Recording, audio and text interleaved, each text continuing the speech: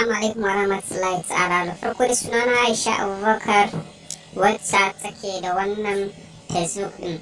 Akwai YouTube channel ɗina mai suna Aisha Business Online. Ka daure ka je ka danna subscribe domin samun zafafan bidiyo na waƙoƙi da kuma na business. Amma mafi yawanci za a fi ɗora bidiyo, audios, sannan har da full bidiyon ma wanda za ka kalla ido da ido za ka daga takuwa Aisha Abubakar. Sai mun haɗu a Aisha Business Online.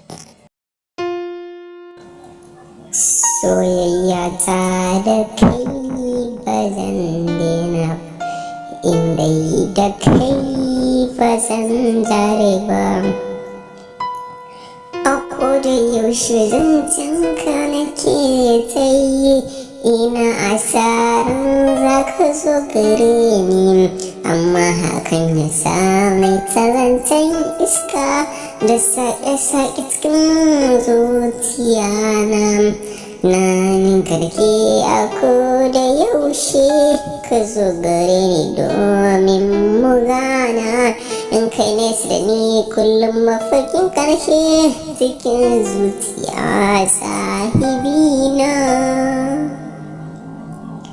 A koda yaushe zancen ka nake ba zan iya denawa ba.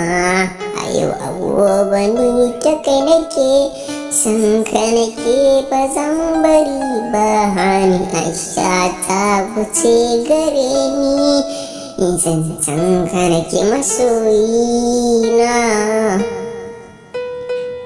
Lokacin rabuwa ta da ni da kai ba abin da ya shigo tsakanin ta